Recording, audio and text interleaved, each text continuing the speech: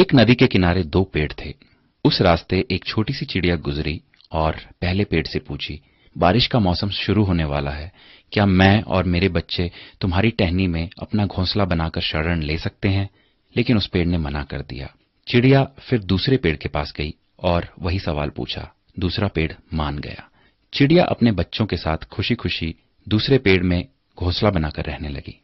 बारिश का मौसम आया और एक दिन इतनी जोर की बारिश हुई कि नदी के पानी का स्तर और तीव्रता बहुत बढ़ गई। इसी दौरान पहला पेड़ जड़ से उखड़कर पानी में बह गया।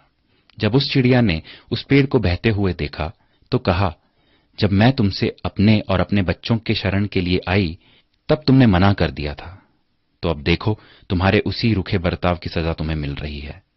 जिसका उत्तर पेड़ ने मुस्कुराते हुए दिया, मैं जानता था कि मेरी जड़ें काफी कमजोर हैं और इस वर्ष की बारिश में मैं टिक नहीं पाऊंगा। मैं तुम्हारी और बच्चों की जान खतरे में नहीं डालना चाहता था। मना करने के लिए मुझे क्षमा कर दो। और ये कहते कहते पेड़ बह गया।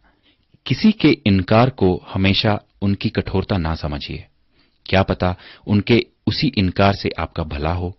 कौन किस परिस्थिति में है हम शायद उसे ना समझ पाएं।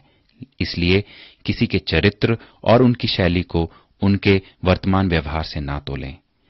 प्रभु भी यही कहते हैं कि एक मनुष्य दूसरे की सोच और विचार को नहीं समझ सकता।